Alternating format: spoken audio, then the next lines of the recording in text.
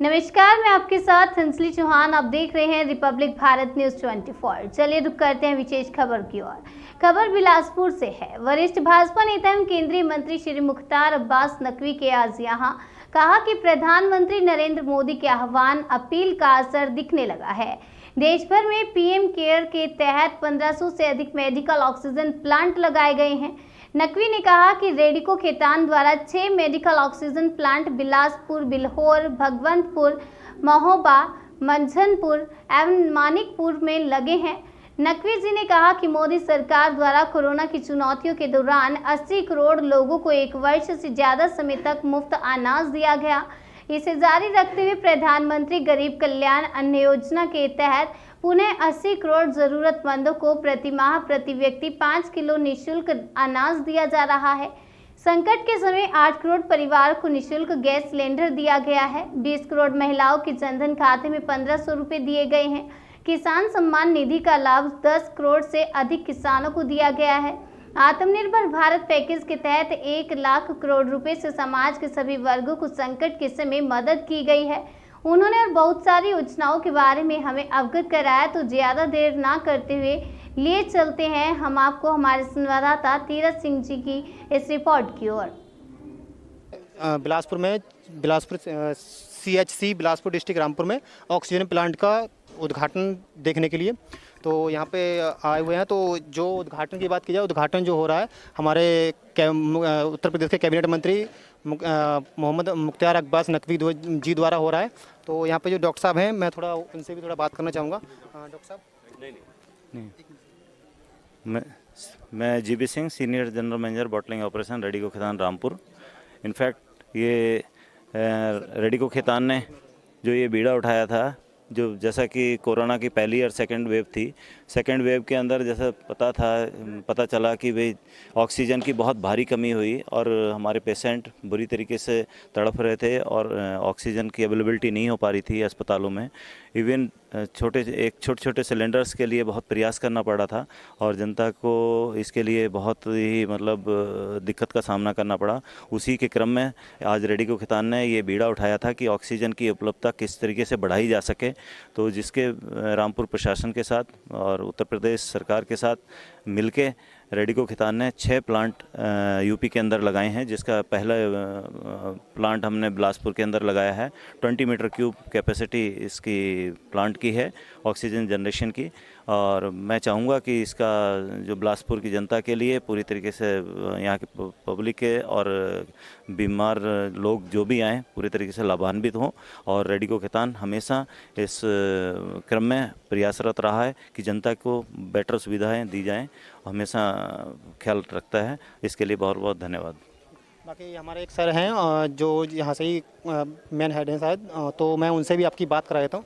Sir, आप मेरा ले चुके हो? नहीं सर, दोबारा क्या पूछेंगे आप? सर इसके बाद थोड़ा ऑक्सीजन जो हमारा ऑक्सीजन प्लांट लगाया गया, सर थोड़ा इसके बारे में बताएं। अभी जैसे आपको बताया गया है 20 क्यूबिक मीटर पर आवर की इसकी कैपेसिटी है और इससे ऑक्सीजन, प्योर ऑक्सीजन 93-94% की बीमारों के लिए जाएगी। इसके साथ साथ में कभी अगर आवश्यकता नहीं है ये मशीन में, ये कैपेसिटी है कि सिलेंडर भरने की व्यवस्था के लिए भी नया मशीन का ऑर्डर दे दिया गया है। 1 हफ्ते के अंदर वो मशीन सुचारू रूप से चालू हो जाएगी तो हम यहाँ पे सिलेंडर भर सकेंगे। DM रामपुर से मैंने अनुरोध किया है और यहाँ सिलेंडर की व्यवस्था करा दें ताकि हम सिलेंडर भर के रिजर्व स्टॉक्स हमेशा भर के रखा रहे। हमें क्या सुविधा संपन्न देश है, अमेरिका है, ब्रिटेन है, ऑस्ट्रेलिया है, कनाडा है, उसके बाद भी कुछ नहीं है क्योंकि इस बीमारी के बारे में कोई कुछ जानता ही नहीं था। आज हमारे पास 2 वैक्सीन भारत की हो गई है, इसके अलावा विदेशों को दिया है।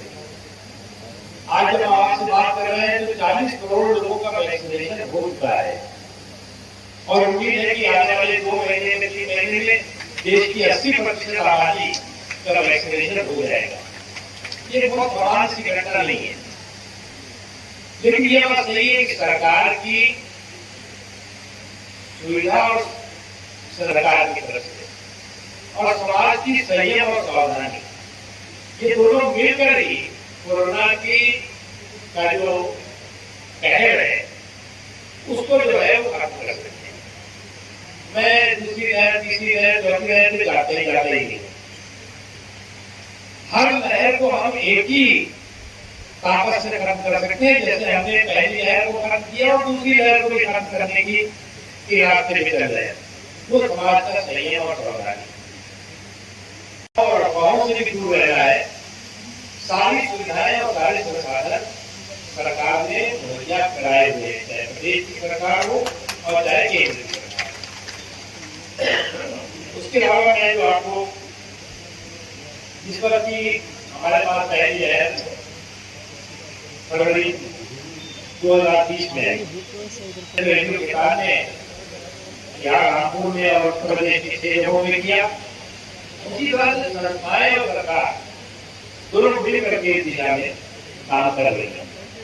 मैं एक बार फिर से जो है वो रेडियो किसान को और सभी जो लोग उससे जुड़े हुए उनको और पूरे जिले की टीम को बहुत बहुत शुभकामनाएं। मेरी आते ही एक हमारे बहन जी ने मुझे शिकायत की कि सड़क, तो मैं उनको बता दूं, मैं जब गाड़ी से आ रहा था तो मैं कह रहा था कि लगता है कि प्रमोद चौधरी जी के बाद जो है यहाँ पे कोई सड़क का काम ही नहीं हुआ।